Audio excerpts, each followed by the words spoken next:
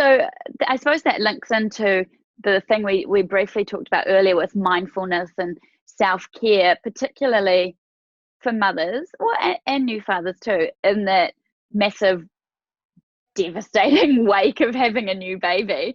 Why is that so important? And also, why is that something that seems to be quite hard to achieve? I'm so glad you asked, Nicky. I think it's so important, but totally undervalued and so hard to implement. Again, I think it has to do with that mum guilt. Taking time for yourself to meditate or have a bath or relax. It's seen or go for a walk. Yeah, exactly. Or go for a walk without the baby. Yeah. I think it's seen as a real indulgence in a way, like you're spoiling yourself, or you're doing something where you really should be focusing on taking care of your baby or looking after your family or doing something else. But I think it's hugely important, and it links again to the effect that it has on your baby. So prenatally, your baby experiences everything you experience through the amniotic fluid, through the blood that's being transported to the placenta. So if you're in a really high state of stress, those stress hormones like cortisol, for example, they get passed on directly to your baby. And there's been a lot of research to actually show that high levels of stress and anxiety have a negative effect on your baby's IQ, their social and behavioral issues down the track, postnatal depression in their mum.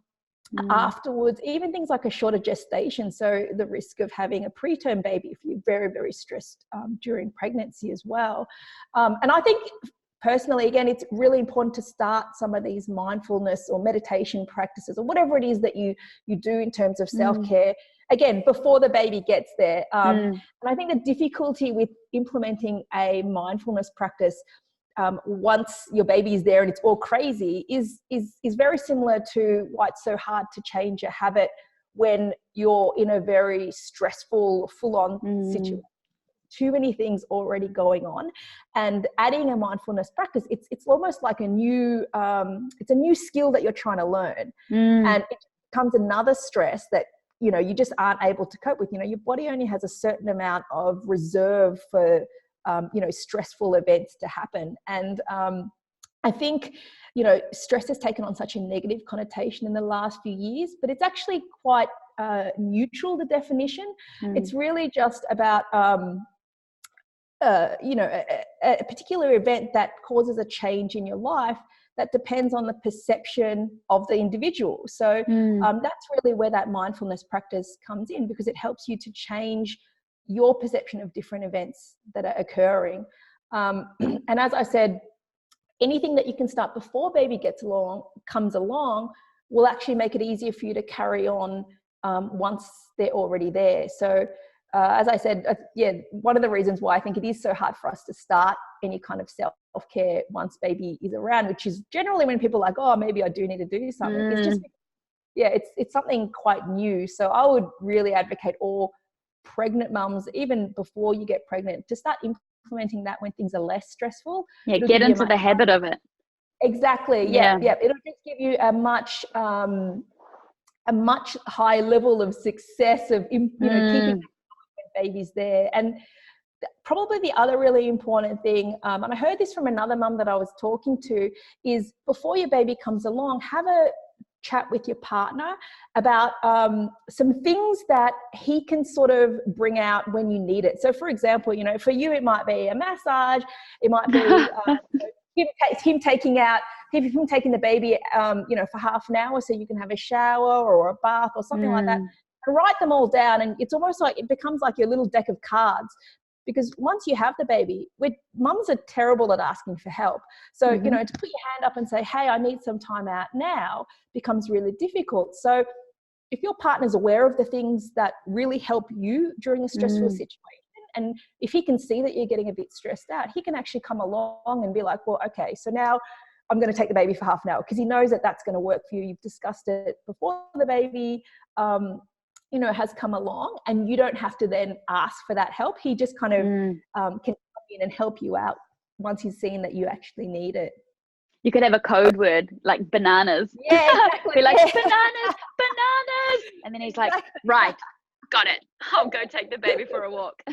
Exactly. Yeah, definitely. Yeah, So that's really important. That's something I was talking about with somebody else recently, was how important it is to just have all your expectations on the table, like, because otherwise that's where I'm expecting him to do something, he doesn't know that, but I'm getting mad because he's not doing it, but he doesn't know he's supposed to do it. And yeah, totally agree with you. And they half the time they actually don't know. And I think that's where that also helps to support our dads, because a lot of the time they feel quite left out and a bit, helpless, particularly when, you're doing, all the feeding, you're doing all the sleeping, you're doing a lot of that care for the baby. They're kind of there in the background going, oh, I kind of want to help, but I have no idea how to. So if you give him some tools that he can use to help you, it makes, him feel that more valued. He'd feel better, valued. Exactly. Yeah. I always said to my husband, I'll keep the babies alive, you keep me alive. That was the deal. I'll feed them, you feed me. Yeah. Another mum I was talking to said even just like leaving bottles of water around the house in strategic areas, so that you don't have to get up and get water while you're breastfeeding, for example, is something that they can do that's really easy. Or it might be, for some people, it might be that their partner, kind of their job is to encourage you to take that time out, to say, have you gone for a walk today? Why don't you go, it's sunny now, go out for 20 minutes and walk around the block and come back, like to kind of encourage that self-care period, or run you a nice hot bath, or sort of force you to, because I think a lot of us are really bad at, we don't, once you become a parent, you just don't put yourself first. And sometimes we need to put ourselves first because we are also important in that parent-child relationship. And if nobody's taking care of us and putting us first, then where does that leave us?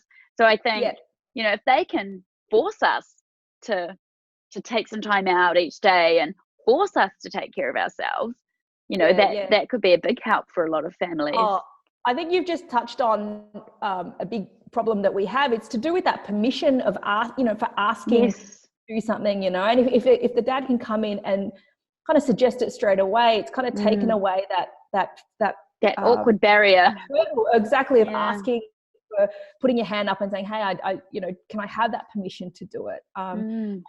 Exactly what you said. It's that whole analogy of like having an empty cup and a full cup, to be able to take care of your kid and your baby and everybody else, because that's really what we want to do. We want to be the best mum ever. We want to be, want to do everything for them. But it definitely starts with self-care. And if we're not feeling filled up and if we don't have enough to give, it just becomes so much harder to actually be that parent that we want to be.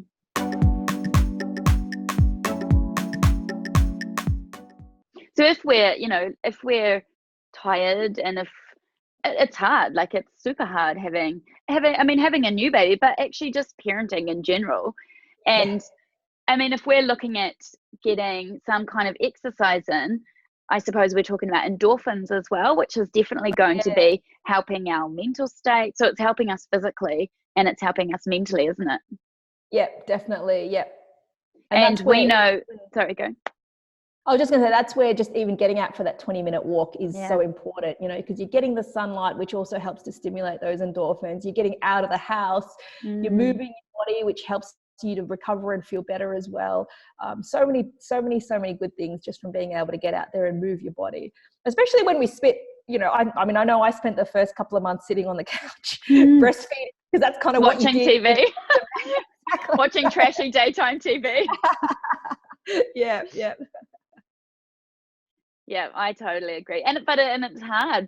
It's hard to just go, you go, oh, I know I should go do something. But so I totally agree that if you can get into the habit of it before you have the baby, then, so what would you suggest to parents who aren't brand new parents, they've got 6-month-old or 12-month-old children already, and they're wanting to get up and sort of have a new lease on life and start some exercise and start some of this self-care 20-minute walk a day, is that something that they can just implement like that? I think it's one of those things that, unless, like you said, you've already established a habit, a lot of those mums do need the support and the guidance, and you know, that permission in a way as well to do it. You know, it's hard to do things like self-care and exercise when you don't have the things in place to take care of your baby. For example, if you want to go out for a half an hour walk and your husband's at work all day, and you want to go on your own without taking, it's very hard to do that. So that's where firstly you want to get your partner or family or support network on board to help give you that time, so you can carve out that time in the day. For mums, as I said, I don't know how it's like in New Zealand, but after that initial sort of physio comes in the day after pregnancy, there's often no follow-up from that. And a lot of people, the percentage of women that are still suffering from post-pregnancy issues down the track is huge. I imagine it would be the same here as well. Yeah. So if you do want some kind of help, you actually need to go out privately to seek some kind of expert experience. I would definitely encourage all women to make sure they are cleared for those things. You want to make sure you've addressed, your separation, that you're safe to be able to actually go out and exercise. And as I said, that guidance. So it's really important to, if you don't have a support network to help support you through starting some of these things, that's where you want to make sure you find someone, a professional and expert that you actually resonate and trust with, that can help guide you through that, and that can actually assess you to be safe, as well as making sure that an exercise program is written for you that's personalized and customized to you, because it depends on so many factors. Other important component of that is having someone to, as I said, almost hold your hand and to coach you through it, because I think the biggest thing with mums and them, regaining and rediscovering their health is sticking to it, because all these things come up all the time. It's too easy to make an excuse. And you always come last. Like, if things are going on with your family and it's all crazy, your workout session that morning that you had, okay, I'll just forget about that. I'll do this. And then that becomes one day, it becomes a week, it becomes 6 months, and you haven't done any exercise. So having a coach, or I work, as I said, like as a physio and almost like a life coach as well, helping mums through this period.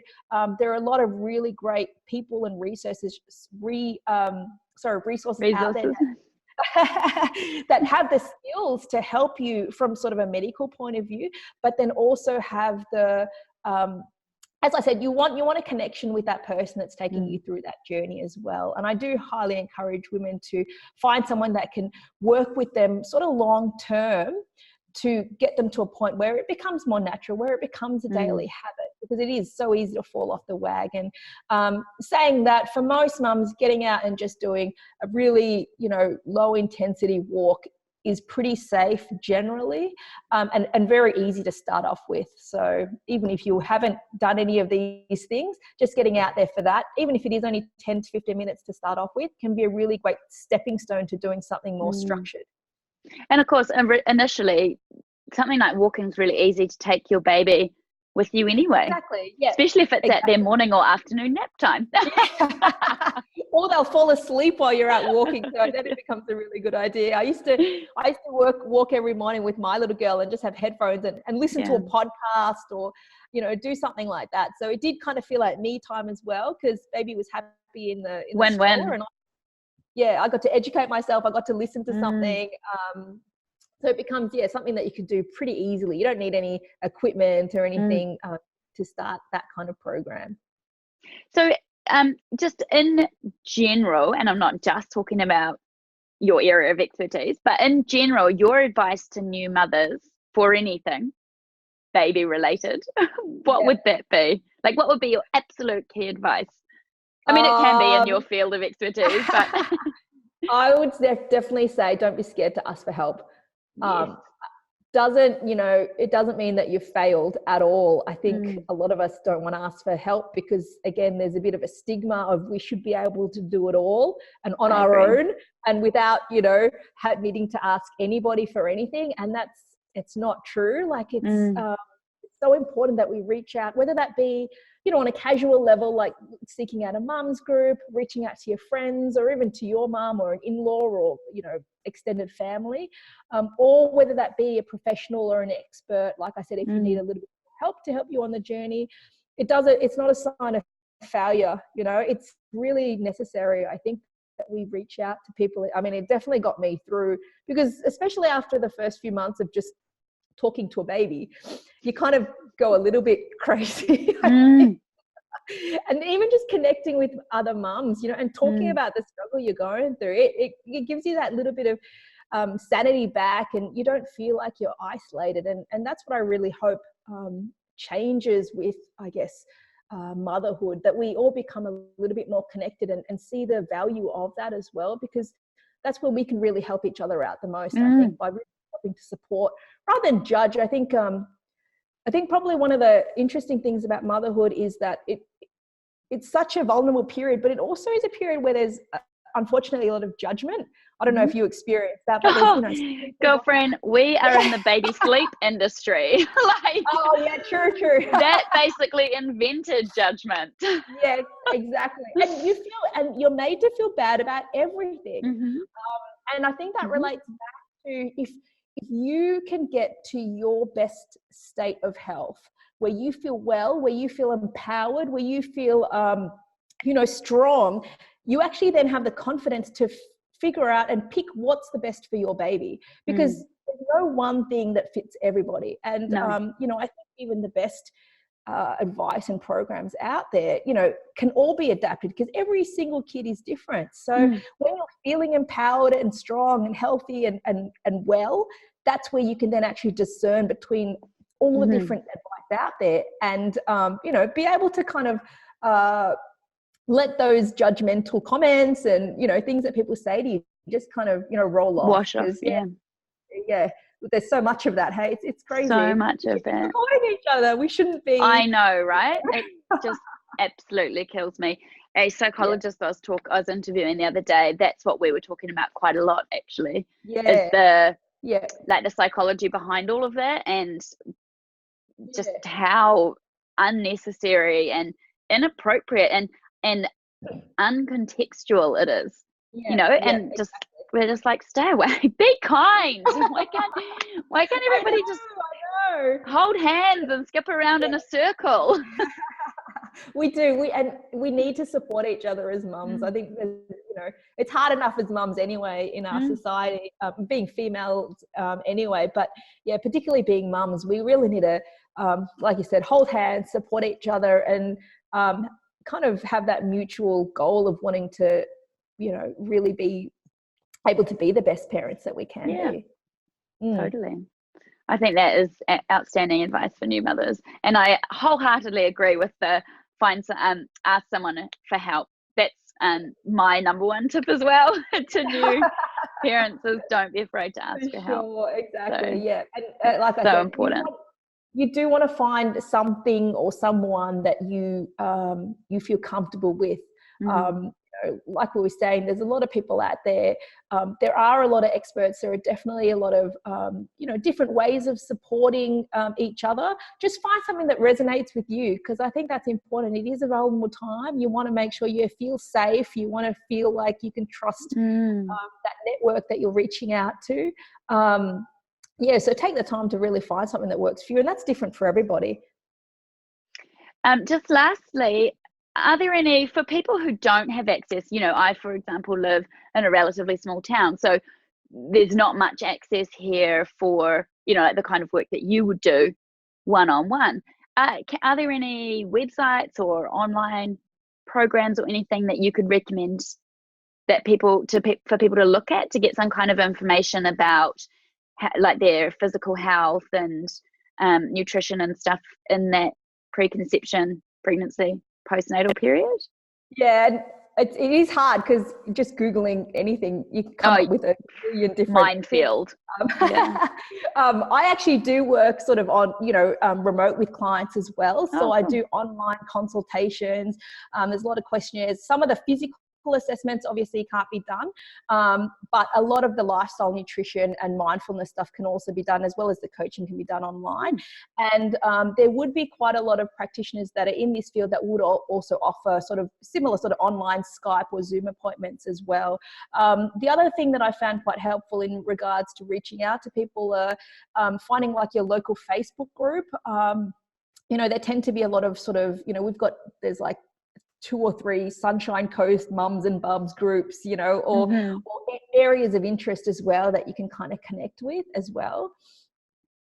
Just find a community. Yeah, find a community. Like I said, a lot of stuff these days can be done online, and it's not impossible. Even if you are remote, I think you can definitely still have that face-to-face contact with people. It's just a video instead, you know, and sometimes that can be easier. You know, I do Skype appointments with mums that are even in this local area, because it means that it's more flexible. You know, mum life is, like, you know, it's super crazy sometimes. Babies don't sleep between business hours. Sort of thing. So being able to just jump on video and talk with your coach or your therapist or whoever that may be, in your pajamas, you know, you don't even have to get dressed. Can actually, I love it. It can actually be really great for mums. Yeah, perfect. Thank you so much for this really, really enlightening chat today. Oh, no worries, Nicky. It was so great chatting to you. Like I said, if any listeners want I'm always happy to chat via email. You know, you're going to put my website details. Sure, we sure will. Definitely email me. More than happy to help guide them towards where they need to be going. And yeah, thanks so much to you guys as well for all the great work that you guys do with mums and helping. Sleep is a big thing, isn't it? Yeah, sleep. Well, it's like you know, your physical and your mental health. Sleep's a massive component in that. So if we can pull all the pieces together, then hopefully we will have happier and healthier parents and babies. Yeah, that's the goal, I think, definitely. Thank you so much for your time. No worries, Nicky. Thanks so much.